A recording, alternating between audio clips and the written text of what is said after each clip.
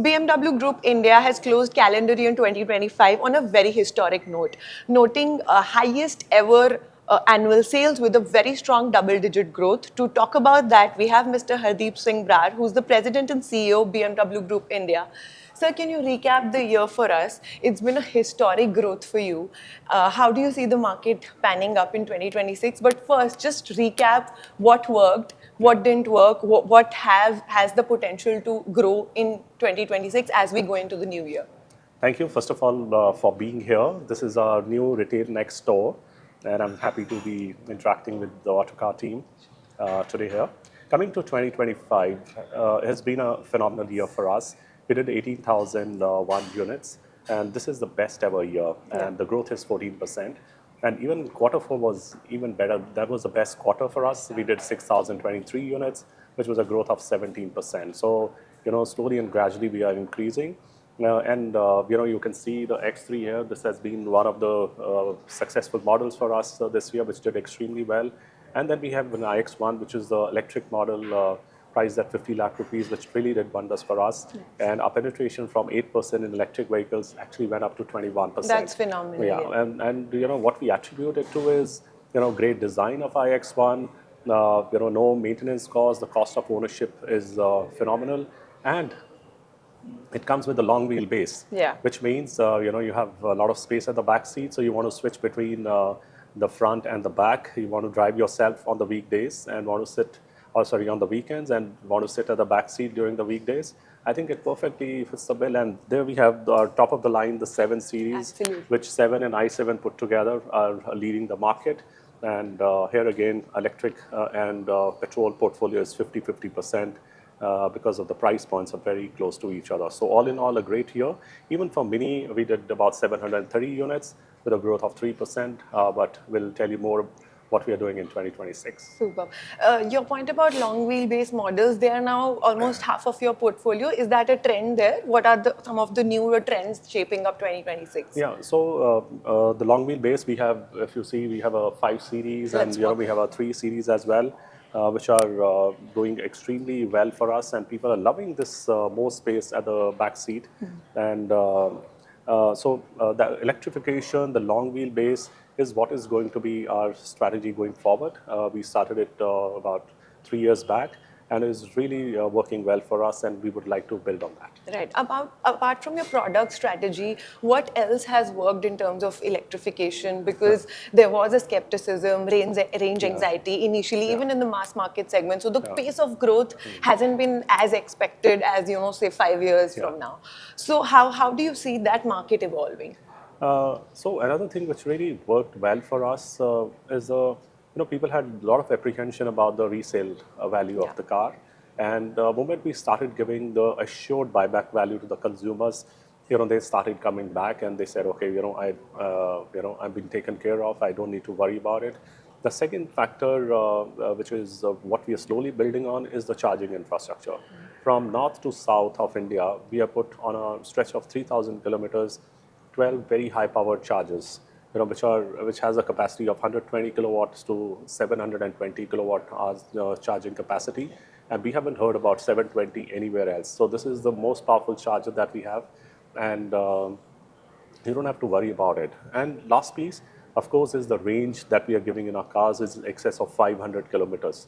So when you have 500 kilometers, you are driving from Mumbai to Pune, and you want to come back on the same day, you're not really worried, or Delhi to Chandigarh or Delhi to Jaipur. So these are a few other things beside the product, which is really working well for us. Right, you're already the market leader when it comes to EVs. Even in the I segment, the gap is really inching closer with the leader. So is 2026 going to be that breakthrough year where you see you're all guns blazing, you have a product portfolio lineup already in place? So how exciting is that going to be? Yeah, so 2026 is going to be another big year for us. We will be launching 10 big products. 6 are absolutely new, 4 will be with major changes, and then besides it we have 17 more models where we'll have minor upgrades. So I think product obviously remains at the center of everything we do, and of course the product as per the customer requirement. So this is going to really take us to the next level. Of course, as I started at the beginning, you have retail next doors. We'll be upgrading all our showrooms as per this new identity, where you have, if you can see, you have a lounge there, and we have multiple lounges. So you will not see any table and chair like a traditional automobile showroom. So this is giving a next level of experience to our customers. So great experience, great products is probably what will take us to the next level. Right. A few years back, there was a story that a lot of growth is going to come from beyond metro cities, Yeah. tier 2, tier 3 cities. Is that story still holding true? How fast is the pace of growth for you? How has it been this year? How do you anticipate it to grow in 2026 from Yes. smaller towns and Yeah, cities? so there are a lot of consumers coming in from the smaller towns. In fact, we see the bigger cars being sold in smaller towns as well. And this year we will add, so currently our network is in 40 cities and we have about 100 touch points.